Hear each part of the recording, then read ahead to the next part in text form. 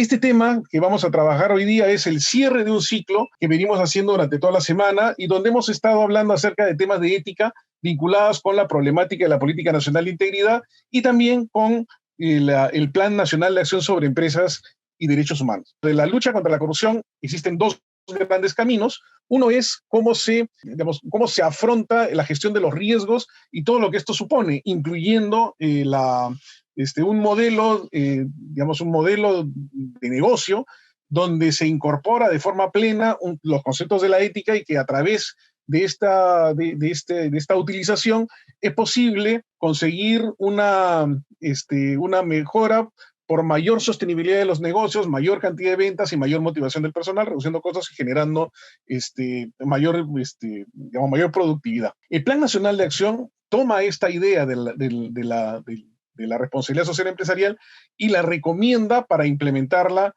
en las instituciones, en las empresas peruanas, ¿no? Entonces, el día de hoy de lo que vamos a hablar es del cierre de la problemática. Es cuando se lucha contra la corrupción, una es la vía del control de los incentivos y la gestión de los incentivos, el control de los riesgos, y luego la otra es cuál es la política nacional que se puede implementar. Entonces, de eso vamos a hablar en esta oportunidad, ¿no? El contenido de esta sesión incluye la Política Nacional de Integridad, la Política Nacional de Derechos Humanos y luego el Plan Nacional de Derechos Humanos, y luego vamos a hacer las conclusiones de todo la experiencia que hemos tenido durante esta semana. Quienes han participado de las sesiones anteriores recordarán que en un momento determinado hablábamos acerca de el Estado y de la justificación de su existencia a través del concepto de valor público, ¿no? El valor público es la razón de ser del Estado, es su justificación moral. Pero para poder contar con un Estado que congregue las voluntades de todos los ciudadanos y se puedan establecer iniciativas donde se alinee a todos para trabajar en común, se requiere una fuerza que obligue a todos a estar alineados con lo que nosotros desarrollamos. Es por esto que el Estado, Max Weber le llamaba la institución que tiene el monopolio legítimo de la violencia al interior de una sociedad. Y entonces, claro, el único que puede obligar a todos, el único que tiene el poder de limitar la libertad de los ciudadanos es el Estado. Cuando yo trato de limitar tu voluntad, entonces lo que estoy generando es un problema, estoy violando tus derechos, ¿no? Y tú tienes toda la capacidad para poder defenderte y activar los mecanismos institucionales para obligarme a mí a dejar de violar tus derechos. Entonces, este poder que tiene el Estado significa que, por un lado, podemos alinear las voluntades nacionales en busca de un solo objetivo, pero también es una amenaza contra los ciudadanos, porque un uso indiscriminado del poder puede dar lugar a una tiranía que sería, lo más atentatorio contra las libertades y las condiciones de vida de las personas. Pues bien, cuando hablamos de políticas, hablamos de del diseño de una herramienta que congregue la voluntad de toda la ciudadanía a través de todos los instrumentos institucionales, incluyendo las leyes, las normas, pero también instrumentos, también mecanismos de comunicación, también mecanismos de control político. Es decir, la política pública aspira a que se asegure el logro de un objetivo.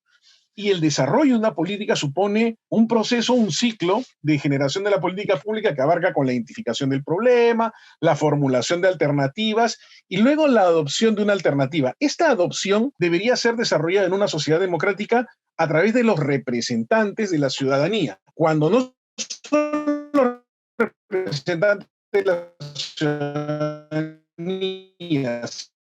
no es un grupo que se ha adueñado del poder estatal, estamos hablando de una dictadura y de las libertades de las personas, no estamos hablando ya de una tiranía. Bueno, la adopción de una alternativa, acá tiene que incluirse aspectos de carácter técnico, pero también aspectos de carácter político. El Estado es una institución que tiene dos componentes. El componente técnico, que es lo que tiene en común con las empresas, pero tiene un elemento que las empresas no tienen y es el componente político.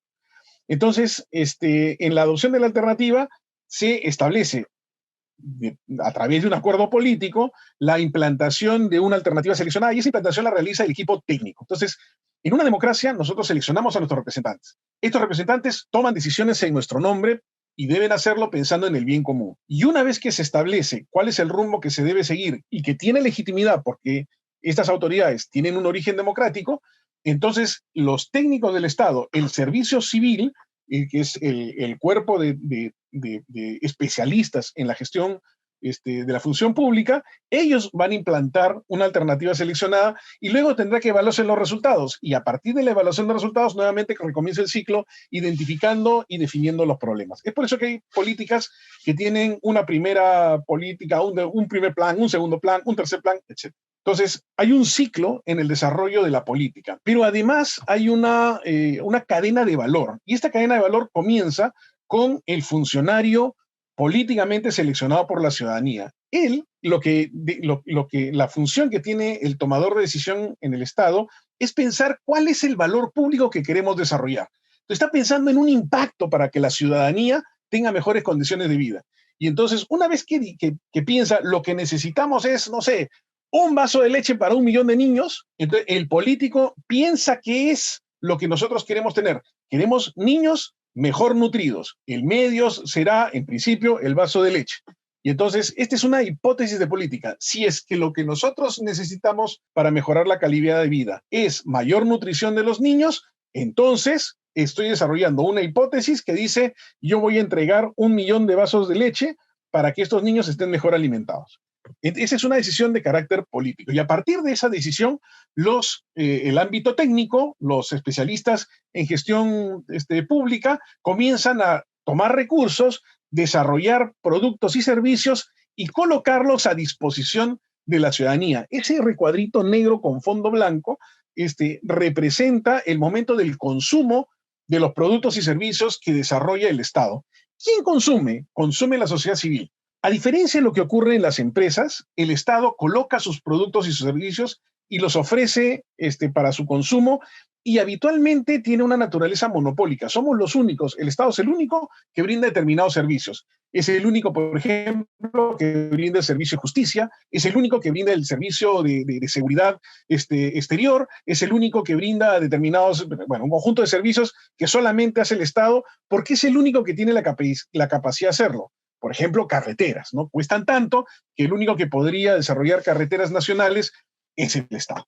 Y entonces coloca a disposición para que la gente lo consuma. Las empresas, al momento de ofrecer sus productos y sus servicios, reciben la compra por parte de la ciudadanía. Entonces ellos tienen cálculo económico. El Estado típicamente no tiene cálculo económico o en todo caso actúa con mercados que están claramente distorsionados precisamente por la acción del Estado, ¿no? Por ejemplo, el mercado educativo. Bien, y entonces, una vez que la sociedad civil consume el producto y servicio que brinda el Estado, eso genera resultados. Entonces, una persona, por ejemplo, no sé, le quieren quitar la casa injustamente, se va al Poder Judicial y el resultado del servicio del Poder Judicial será que preserve su casa, digamos, suponiendo que se hace justicia, ¿no es cierto? Y entonces, ese resultado tiene un impacto en la vida de él. No ha perdido un capital acumulado y entonces tiene mejores condiciones de vida que las que hubiera tenido en caso de que hubiera perdido la casa, ¿no? Entonces, el impacto son las consecuencias beneficiosas o perjudiciales de la labor del Estado. El resultado es el resultado en la vida individual del consumidor y el impacto, el resultado acumulado de todos los que han recibido determinado conjunto de productos y servicios. Y entonces, lo que nosotros debemos hacer siempre es comparar la hipótesis de política con el impacto resultante y a partir de ahí sabremos si es que ha sido una buena inversión pública o no. Bueno, entonces así se hacen las políticas. ¿Cómo es el tema de la política de integridad pública? La informalidad y la corrupción matan. Y esto es una cosa que debemos nosotros tener siempre presentes, ¿no? No es que es una palomeada, la corrupción y la informalidad, no se trata de sacar la vuelta a la ley y de esa manera pegarle algún sencillito. No, el problema es que genera muertes. Javi Herrera y Jorge Guamán murieron atrapados en un container cerrado desde fuera por sus empleadores del sector privado. En el año 2017, seguramente muchos de ustedes lo recordarán. Resulta que Defensa Civil afirmó que habían recomendado el cierre de estos locales, pero que los dueños no habían cumplido. Sin embargo, el presidente de la galería dice, nosotros tenemos todos los certificados, toda la licencia de funcionamiento, cada local tiene licencia de funcionamiento. Defensa Civil vino e hizo la observación. Al final, a los empleadores los condenaron a 35 años de cárcel por el asesinato de estos dos muchachos. El asunto es, ¿qué pasó con el equipo de defensa civil? ¿Lo hizo o no lo hizo? ¿Es un problema de corrupción? ¿Es un problema de informalidad? En cualquiera de los dos casos se expresa el fracaso del Estado. En el caso del incendio de Mesa Redonda, encontraron a 6 personas atrapadas en un baño. Comenzó el incendio, las explosiones iban y venían, había fuego por todas partes, y se metieron en un baño pensando que ahí iban a poder esperar a que pasen las explosiones y poder escapar. Murieron asfixiadas. Pero hubo tanto calor dentro de ese baño que se rompieron los ladrillos. El sufrimiento de estas personas fue enorme, ¿no? Resulta que Defensa Civil había identificado las galerías como zonas de alto riesgo, pero las galerías continuaron funcionando. La informalidad y la corrupción matan. Entonces, cuando hablamos del problema de la integridad, estamos hablando de vidas humanas, ya no, este es un tema realmente prioritario y no tiene que ver tanto con la opinión pública, que respalda la lucha contra la corrupción, tiene que ver con la dignidad humana. ¿Qué es la integridad pública? Es la actuación coherente con valores, principios y normas que protegen el desempeño ético en la función pública. Y entonces, ¿cuál es la idea central de la integridad pública? Que si es que el Estado tiene el monopolio de la fuerza y por lo tanto tiene un gigantesco poder, y si es que los recursos del Estado son descomunales porque vía impuestos recolecta el 20% del Producto Bruto Interno para desarrollar sus actividades, entonces todo este poder y todos estos recursos deben destinarse al interés general y a desarrollar valor público. No pueden canalizarse a intereses privados. Cuando hay falta de integridad, se afecta a todo, se afecta a la misión de la entidad, se deslegitima la función pública, se empobrece al país, se disuelve el tejido social. Es decir, como decíamos hace unos días, las 7 plagas de Egipto. Lo que dice Fernando Savater es un tema muy interesante.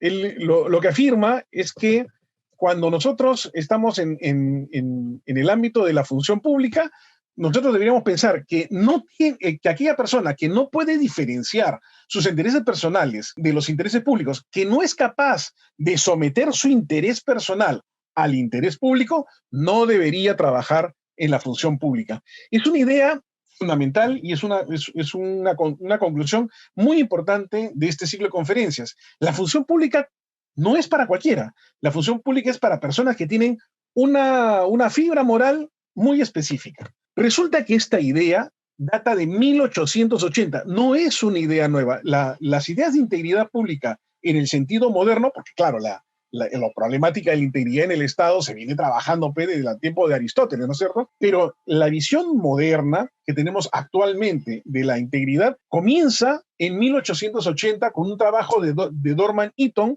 sobre la profesionalidad y el mérito. Qué interesante. Nosotros en Servir tenemos por misión desarrollar meritocracia en el Estado. Y esta es la primera idea que da origen a toda la problemática alrededor de la integridad en el Estado. Después de Dorman Eaton, Woodrow Wilson, que es algo así como el padre de la ciencia, del estudio científico de la administración pública, comienza a trabajar en torno del tema de la discrecionalidad del funcionario. Qué interesante. Es lo mismo que hablaba, no sé si ustedes se acuerdan, la fórmula de la corrupción de Klitgard. Él también hablaba de la discrecionalidad. Y entonces, claro, lo que decía Woodrow Wilson es, la educación y tu racionalidad no es suficiente para cambiar tu naturaleza, tu esquema de incentivos, tu forma de actuar. Por eso se necesita una autoridad y se necesita limitar la capacidad que tiene el servidor público y el funcionario público para tomar decisiones en el Estado. Eso fue en 1887 en el Estudio de la Administración, un libro de Woodrow Wilson. Él después se convierte en presidente, funda la Liga de Naciones, es el presidente que estuvo en la Primera Guerra Mundial. Después vamos a hablar de derechos humanos, y los derechos humanos son propuestos por el presidente de Estados Unidos que estuvo en la Segunda Guerra Mundial. Pero bueno, en 1930 surge el primer código de ética en la International City Management Association. Como se ve, los instrumentos que ahora estamos desarrollando en el Perú tienen, digamos, 100 años de historia, ¿no? Luego hubo un debate muy interesante entre Friedrich y Finner, donde se discute sobre ¿cómo debería ser el control que nosotros tenemos sobre los servidores públicos? ¿Deberíamos confiar en su ética y en su carácter? ¿O deberíamos más bien establecer mecanismos de control político? El debate es interesante porque mientras mayor control político implementas, se reduce la tendencia normal de las personas de actuar con ética. Y mientras más poder le das a las personas para que ellas sean las que controlen su ética, mejora el desempeño ético del promedio, pero algunas personas abusan y aprovechan la debilidad de los controles para su propio beneficio. Entonces, este es un debate en el que no existe forma de encontrar un punto medio adecuado. Y ese debate data de 1934. Finalmente, John Gauss afirma lo siguiente: los funcionarios deben asumir responsabilidad por su discrecionalidad, deben rendir cuentas según su control interno y los estándares ideales de su profesión. Es decir, el punto medio entramos, y este punto de vista de la responsabilidad y discrecionalidad es lo mismo que tenía y que habíamos visto en Sabater. Entonces, estamos hablando de que hace 100 años se vino trabajando en el tema, pero tenemos una paradoja. Miren cómo era un automóvil en 1887.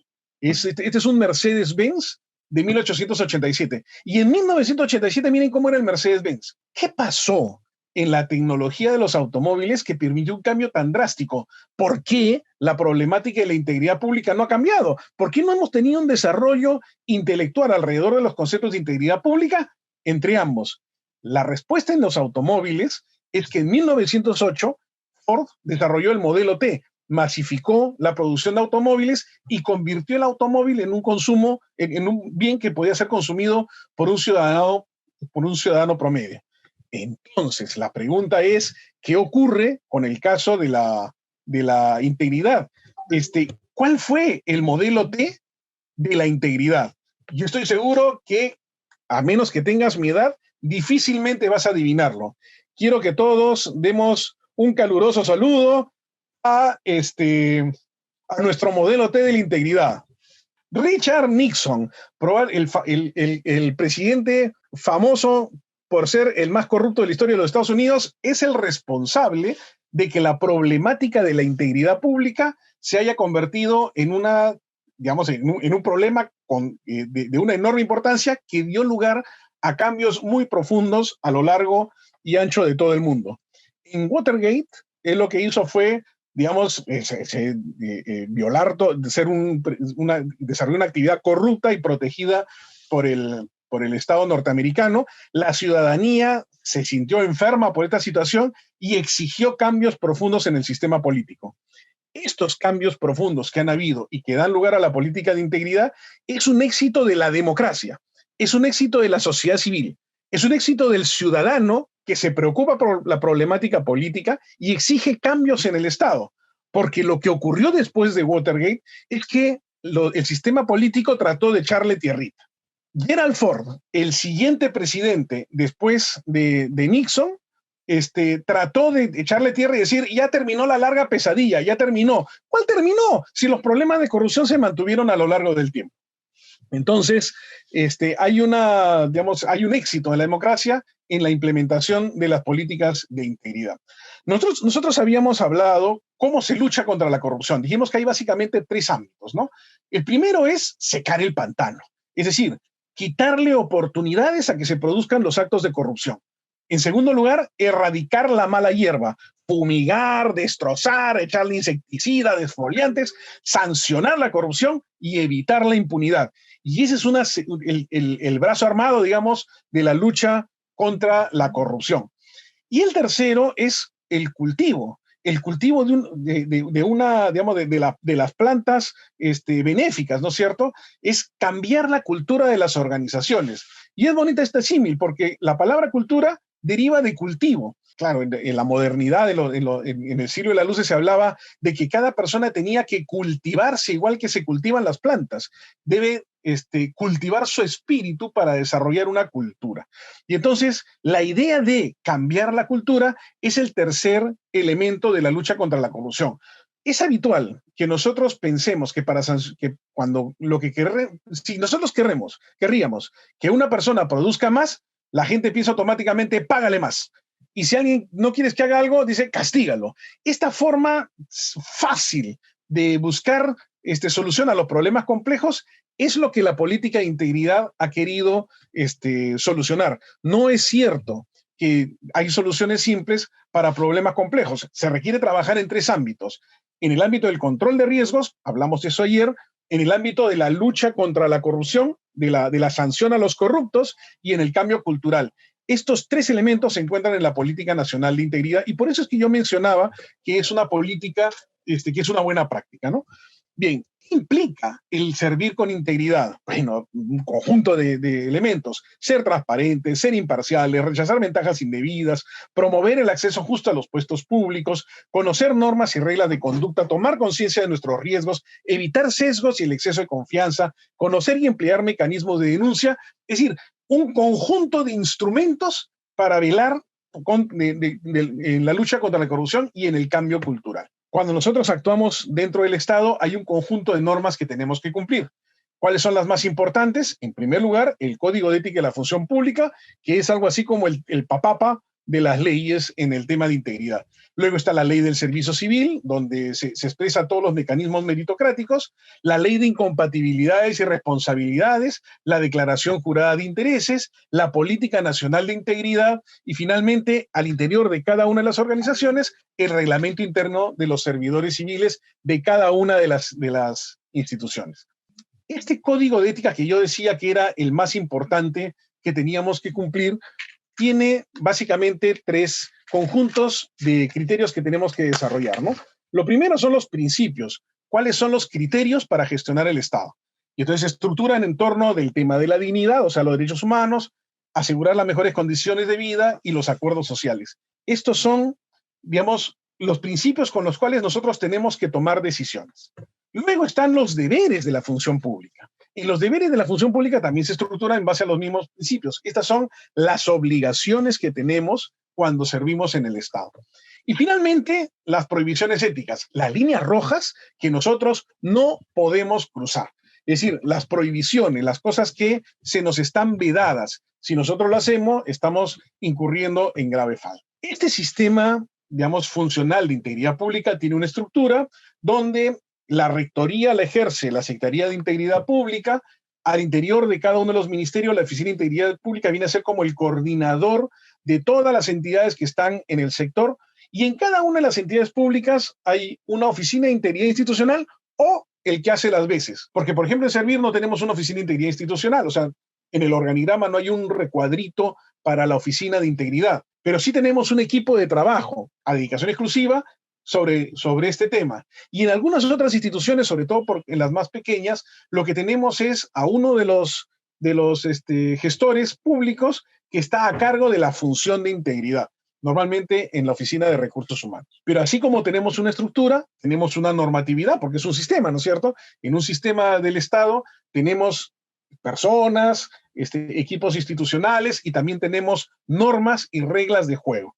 Entonces, en la normatividad nosotros tenemos una Política Nacional de Integridad que se emitió el año 2017 y que da como que es el marco con el cual se desarrolla todo el conjunto de acciones. Luego tenemos un Plan Nacional de Integridad Pública.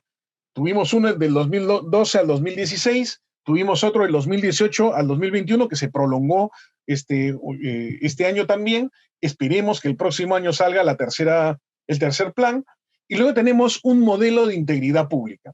Un modelo es la representación simplificada de cómo debe funcionar todo bien. Y luego tenemos instrumentos complementarios de gestión. Entonces, lo que vamos a ver es básicamente, de una forma rápida, el modelo. El modelo tiene 9 componentes. No es un modelo sencillo. ¿Por qué? Porque la corrupción no es un fenómeno simple. No podemos encontrar soluciones mágicas, una varita mágica que con un par de acciones resolvemos el problema de la corrupción. No, el problema de la corrupción es complejo y requiere un sistema complejo para afrontarlo.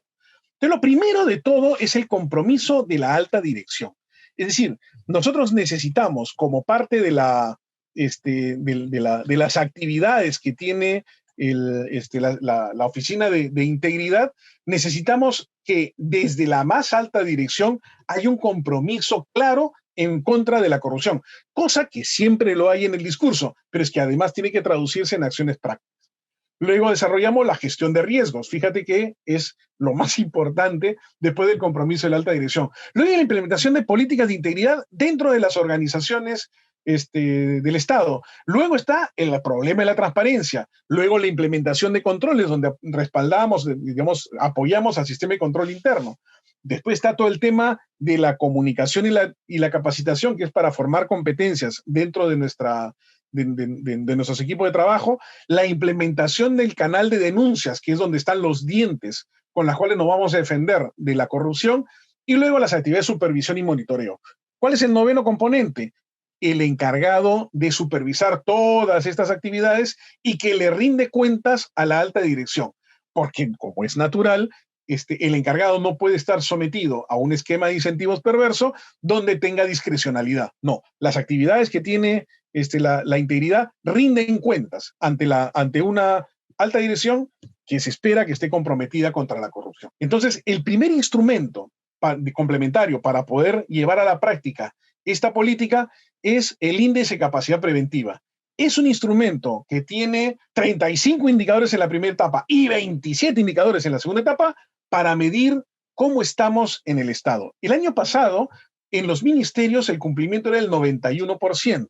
Y cuando nosotros observamos cómo se distribuye en los 9 componentes, encontramos que, digamos, los componentes de controles, comunicación, canal de inicio, supervisión de monitoreo son los mejor implementados. Menos implementados es el compromiso de la alta dirección, la gestión de riesgos y la política de integridad. Pero es un sistema que está operando y que al menos en cuanto a los indicadores de un checklist está operando bastante bien. Francisco Merino, que es un especialista en gestión pública, tiene un libro maravilloso sobre temas de ética en la función pública, que yo recomiendo a todo el mundo leer, lo publicó la UPC, afirma lo siguiente: para tener integridad bastan 2 reglas muy sencillas. Ante la duda, pregunta. Ante la evidencia, denuncia. ¿A quién preguntas y ante quién denuncias? Ante la Oficina de Integridad Institucional. Este es un modelo, es el esquema de incentivos para la denuncia que trabajo yo. Este es un modelo que yo desarrollé para las necesidades de servir. La idea de presentárselos aquí es solamente mostrar la complejidad del proceso de denuncia. Las personas al momento de denunciar toman en cuenta un montón de elementos. Tiene que ver con incentivos como el sentido de justicia, la percepción de eficiencia y eficacia, el sentido de pertenencia a su institución, el sentido de seguridad al momento de hacer la denuncia, la búsqueda de beneficios y la aversión al sufrimiento. Pero en el proceso de la denuncia tú tienes la disonancia cognitiva que te estimula a presentar una denuncia. Luego, el proceso mismo de la denuncia, donde tú te preguntas por el procedimiento, haces una evaluación de riesgos personal, haces una evaluación de cuáles son tus beneficios, digamos, la aversión al dolor, la atracción al placer, y finalmente tienes que tomar acciones. Y esto supone voluntad y hacer cosas de las cuales después ya no te puedes arrepentir. Y luego hay en la etapa de la postdenuncia, una vez que hiciste la denuncia, tú aprendes si vale la pena o no hacer la denuncia. Y entonces muchas veces nosotros nos olvidamos. En la postdenuncia está la clave de la sostenibilidad del proceso. Bueno, se lo dejo para quien quiera después analizarlo más, lo pueda hacer. ¿Cómo hacemos para presentar una denuncia?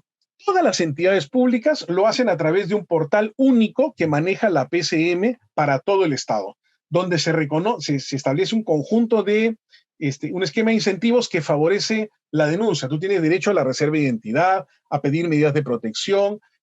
Una vez que tú lo denuncias en la plataforma te va informando de cuáles son los pasos que se están dando a lo largo del proceso, de manera que hay transparencia.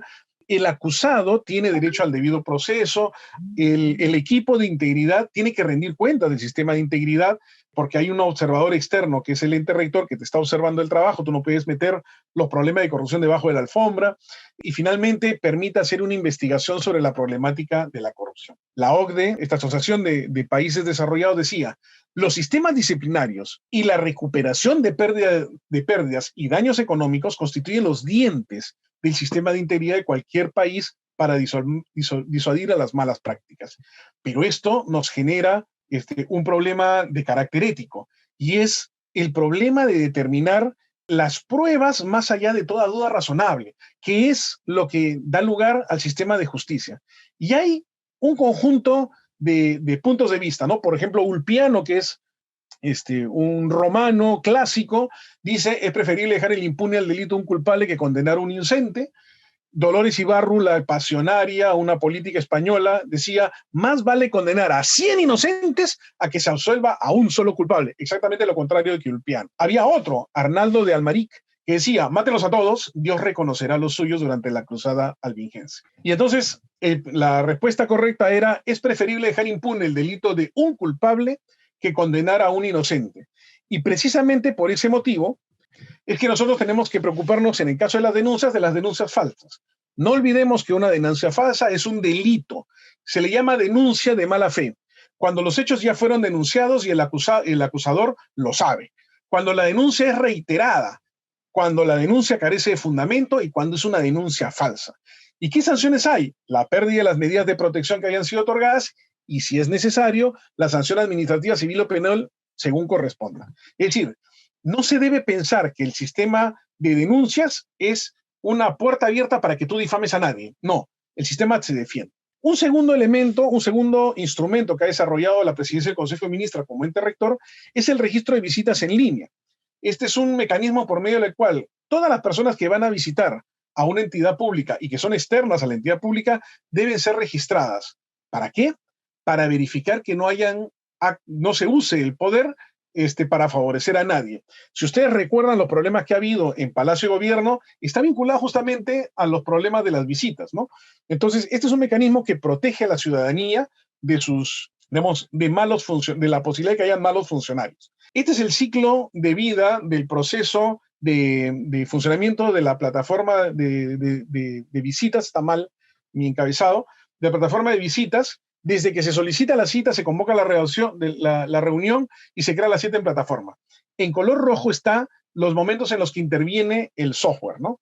Para identificar qué es lo que está pasando antes, durante y después de la reunión.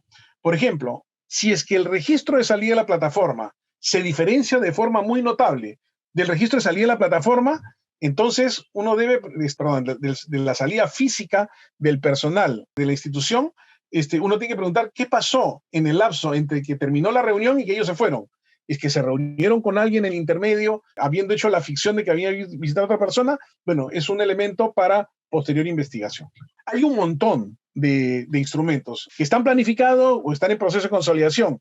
La plataforma de debida diligencia, desarrollo de capacidades, de solicitud de atención a audiencias, un programa de voluntariado construyendo un país íntegro, entre otras. Al interior de las organizaciones de porque esto que estamos hablando es para todo el Estado, pero dentro de cada organización, la Oficina de Integridad tiene responsabilidades de gestión del modelo, intervención en la cultura organizacional, cooperación con otras entidades, instrumentalización a través de herramientas para poder desarrollar sus actividades y finalmente rendición de cuentas. Es un conjunto de actividades complementarias. Cuando nosotros vemos cuáles son las cosas concretas que hay que hacer, incluye 5 directivas diferentes, código de conducta, cooperación con el control interno, seguimiento de la declaración de jurada de intereses de la Contraloría, transparencia institucional, inducción, capacitación, difusión, veeduría de los procesos de selección de personal o de compras públicas, la asistencia técnica a las unidades orgánicas, asesoría en temas de ética del personal. Es decir, el conjunto de actividades que se le ha encomendado es una carga de trabajo bastante significativa. Actualmente se ha priorizado 10 medidas en 4 ámbitos para este año. No voy a entrar en detalle a ellas, solamente quiero dar la imagen de que este es un sistema funcional que está trabajando con bastante seriedad. Y uno de los elementos que son, digamos, novedosos para este año es que se va a hacer un diagnóstico de las personas que están participando en la toma de decisiones para verificar que tienen la capacidad de identificar conflicto de intereses y problemas de ética. Esa es la Política Nacional de Integridad. Es un sistema muy bien pensado que abarca temas de denuncia y sanción, tiene temas vinculados con la cultura y también tiene temas vinculados con la gestión de riesgo. Pues bien, ¿y qué pasa con la Política Nacional de Derechos Humanos y Empresas? Lo primero es la Política Nacional de Derechos Humanos. La Política Nacional de Derechos Humanos también es una política que también está vinculada íntimamente con la ética.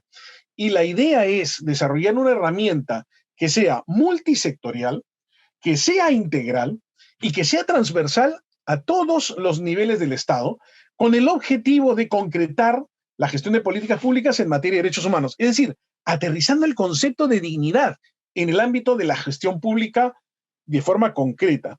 Y en el plan del 2018 al 2021 fue el tercer Plan Nacional de Derechos Humanos. ¿Cuál es el objetivo de esta política? El objetivo es asegurarnos, digamos, un conjunto de elementos, ¿no? Que hayan algunos valores que se implementan y son utilizados para la toma de decisiones en el Estado. La plena vigencia de la dignidad humana, satisfacción de necesidades básicas y sociedad dispuesta a erradicar la violencia. Conceptos vinculados al valor público, pero que además se reconozca la libertad de las personas y además se reconozca la idea de la igualdad. Y en la idea de la igualdad está priorizada la inclusión de personas que por algún motivo podrían ser discriminadas, ¿no? Digamos, el ámbito de la igualdad de la ley se sobreentiende también en esta política. El Estado peruano ratifica entonces esta voluntad a través de 5 lineamientos estratégicos. Y el quinto es la implementación de los estándares internacionales para empresas transnacionales en el ámbito de los derechos humanos. ¿Cuáles son los enfoques? El enfoque de discapacidad, que cualquier distinción por motivos, entre los lineamientos estratégicos estaba la implementación de los estándares como el último lineamiento estratégico, y en los enfoques tenemos el enfoque de discapacidad, que es cualquier discriminación por motivo de discapacidad que obstaculice el reconocimiento y goce de los derechos humanos. Personas que tienen, pues, dificultades motoras, dificultades visuales, etc. El enfoque intercultural supone que el Estado incorpore visiones culturales distintas para prestar servicios públicos pertinentes culturalmente. Por ejemplo, si hay una comunidad nativa que tiene la costumbre de dar a luz en cuclillas, entonces tú tienes que tener servicios de salud que faciliten que las personas den a luz en cuclillas y no como es tradicional en Occidente, echadas sobre una camilla, ¿no? La promoción de una ciudadanía basada en el diálogo, la atención diferenciada a los pueblos indígenas y a la población afroperuana.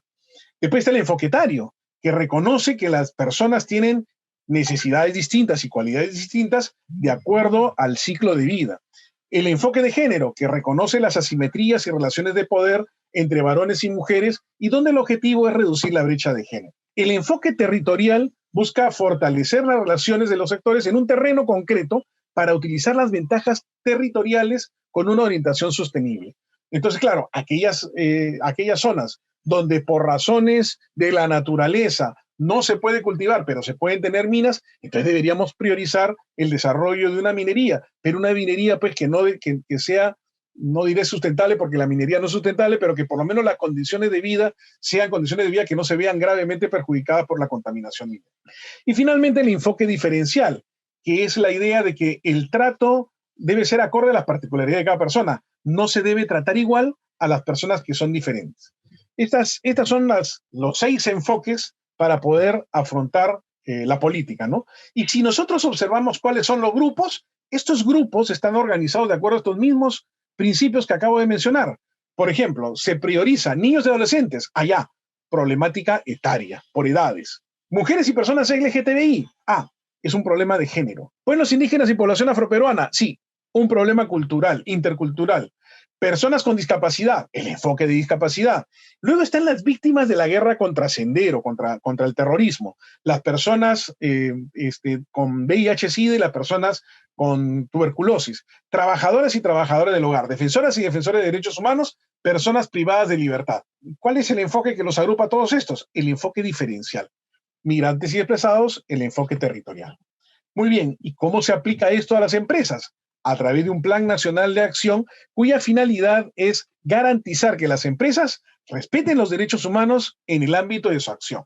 Y los objetivos del Estado, ¿cuáles son?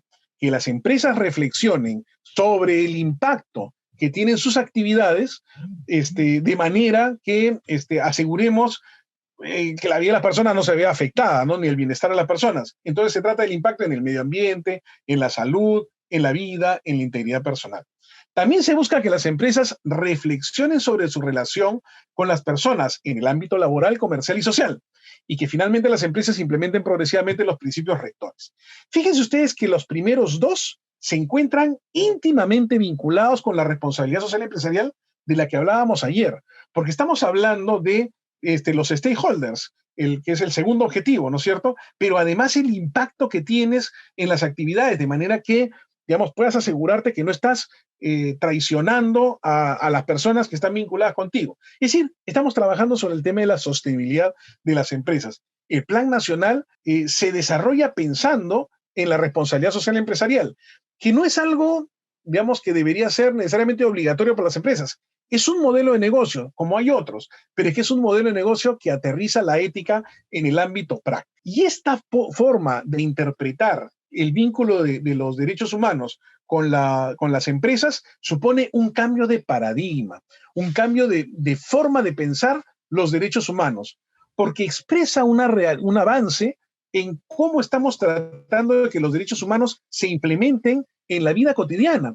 Fíjate que antes, digamos, estamos hablando de hace, qué sé yo, 10 años, hace 5 años, la idea de los derechos humanos era algo que solamente era obligatorio para los estados. Y uno decía, pero ¿acaso Sendero Luminoso no violaba los derechos humanos?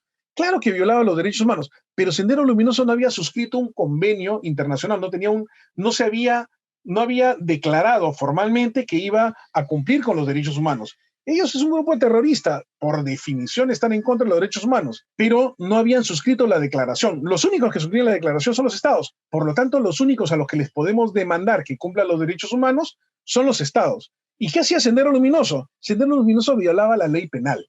Entonces había que sancionarlos penalmente. Ya, entonces, antes se pensaba que los estados eran los únicos que habían firmado los derechos humanos. Bueno, ahora ya no solamente estamos pidiendo que los estados lo implementen, sino también las empresas, particularmente las empresas transnacionales. ¿Por qué las empresas transnacionales? ¿Por qué la exigibilidad a las empresas transnacionales?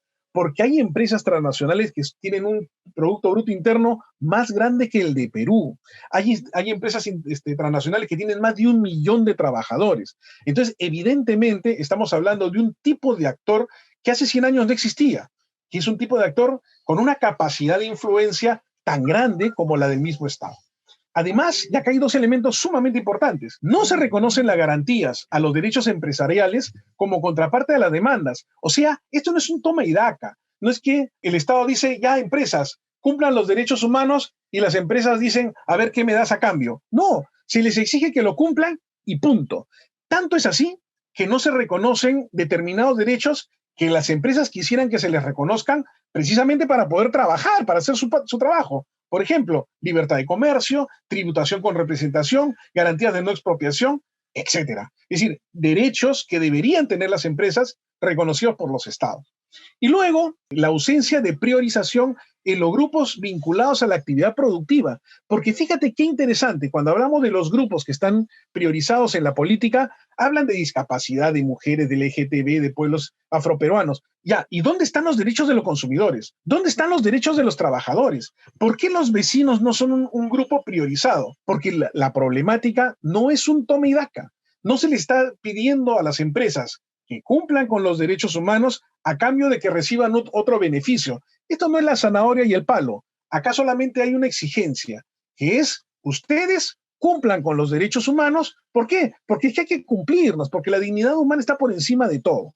Entonces, se trata de un cambio paradigmático sumamente importante con respecto de lo que, digamos, del mundo que queremos construir. ¿Y en qué consisten estos principios rectores que tiene Naciones Unidas?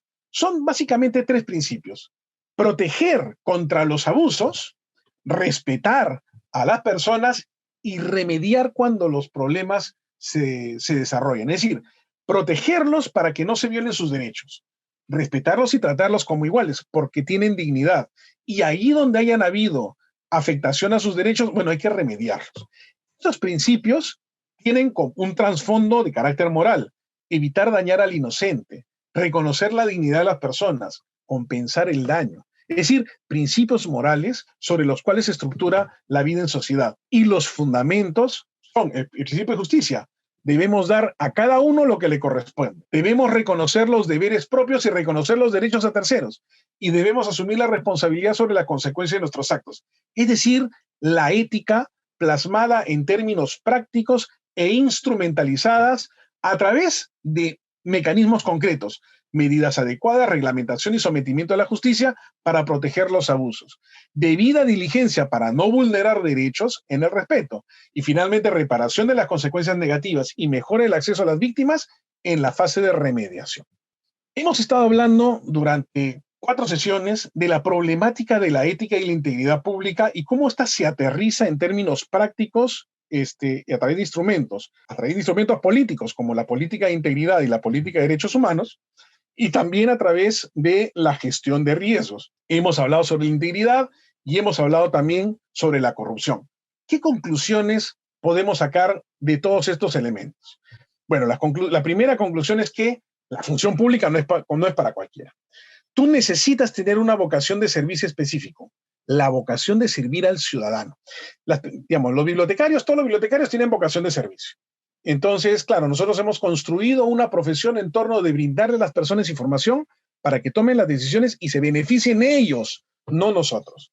Y entonces esta vocación de servicio es una vocación de servicio de carácter general. Pero un servidor público debe tener una vocación de servicio al ciudadano. Es decir, ha interiorizado una misión trascendente que es defender los intereses permanentes de la nación peruana. Aquella persona que ha interiorizado que lo que prima es la nación, que no son los ciudadanos que están vivos ahorita en el Perú. Los extranjeros que son peruanos, las personas que vienen del extranjero y que son peruanas, también son parte de la nación peruana. Los descendientes de los peruanos que nacieron en el extranjero son también parte de la nación peruana, incluso si es que ellos hablan inglés y no han venido nunca al Perú. Pero también es miembro de la nación peruana mis nietos que todavía no nacen. Y también es miembro de la nación peruana Miguel Grau y Jorge Basadre, porque la nación peruana es un colectivo de personas que comparten una misma misión y una misma cultura que se ha desarrollado en el territorio que nosotros llamamos Perú. Entonces, aquella persona que tiene una visión trascendente de proteger el legado de Grau y de Bolognesi y de Basadre, y que también está preocupada por dejarle un mundo mejor para los nietos de Janito, esa persona puede ser servidora pública, pero quien no tenga esa concepción no debería ser funcionario público. ¿Qué debería hacer? Debería trabajar en el sector privado y no pasa nada. Y puedes ser tan feliz y puedes desarrollarte a plenitud y puedes cumplir con tu plan de vida desarrollándote en otro sitio que no sea el Estado. Pero ser servidor civil exige estar comprometido con la ética pública como marco general y concretamente en la lucha contra la corrupción de manera particular. Esta es una primera conclusión que es sumamente importante. El segundo conjunto de conclusiones es que servir con integridad es la única forma de servir al ciudadano. Es la forma de construir el Estado que los peruanos merecemos. Nosotros, como peruanos, tenemos autoestima y la merecemos porque tenemos logros como nación extraordinarios. Digamos, nosotros salvamos de la hambruna a Europa desarrollando la papa. Si no hubiera sido por los tomates que se desarrollaron en el Perú, no habrían pizzas. El chocolate, que es el tercer producto más difundido, más comercializado a nivel mundial, después del petróleo y del café, se desarrolló acá, en la selva amazónica del Perú. Nosotros, como peruanos, hemos desarrollado una alta cultura. La desarrollamos a la vez que en el antiguo mundo se está desarrollando Egipto.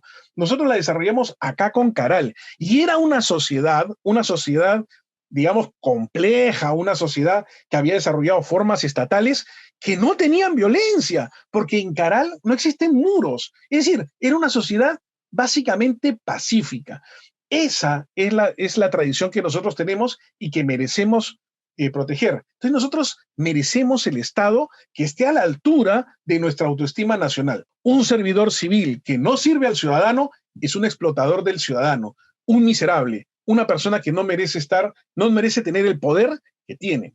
Porque cuando yo voy y tomo una decisión a nombre del Estado, yo tengo detrás mío los tanques del ejército, los aviones de la FAP, la Policía Nacional en su conjunto, respaldando la decisión que estoy tomando, porque no soy yo, Jano, es el Estado el que está tomando decisiones. Y al momento de tomar decisiones tengo 1,5 millones de servidores respaldándome detrás. Y entonces, claro, si es que tan tremendo poder yo lo uso de forma irresponsable, soy un explotador del ciudadano. Yo tengo que servir al ciudadano para ser un servidor civil. Civil porque viene del latín civitas, es decir, el servidor que atiende a la ciudad-estado, como lo era Atenas, ese es un servidor civil, una persona que está al servicio de la nación, que se preocupa por los intereses permanentes de la nación. A mí me preguntan mis hijos, papi, ¿y el presidente Castillo es tu jefe? Sí es mi jefe, pero yo no trabajo para él. ¿Y para quién trabajas? Para la nación peruana. ¿Por qué? Porque yo atiendo los intereses permanentes de la nación y no los intereses de un gobierno en particular. ¿Pero es tu jefe o no es tu jefe? Claro que es mi jefe, porque la ciudadanía peruana lo eligió a él para que sea mi jefe. ¿A quién sirvo yo? Sirvo a la nación. Yo no sirvo a una autoridad que está 5 años en el gobierno. ¿Qué hago con él? Yo le obedezco. ¿Por qué? Porque es el representante de la nación, caramba. Si la mitad de la población votó por ti, hay que respaldarte, pues. Bueno, finalmente, si yo tuviera que elegir 3 valores del servicio civil, elegiría 4. Coherencia entre el discurso y la acción, prudencia en el uso del poder del Estado, respetando el proyecto de vida de las personas individuales y concretas, responsabilidad para asumir y exigir reconocimiento a las consecuencias de nuestros actos, y honestidad y debida diligencia para maximizar la eficiencia y la eficacia de la acción pública. Es decir, nosotros como servidores civiles tenemos en la base misma de nuestra profesión principios éticos y a mi juicio podríamos priorizar estos 4: coherencia, prudencia, responsabilidad, honestidad y debida diligencia. Y este es entonces el cierre de este ciclo que para mí ha sido extraordinariamente satisfactorio poder compartir con ustedes. Siempre con el pueblo. Gobierno del Perú.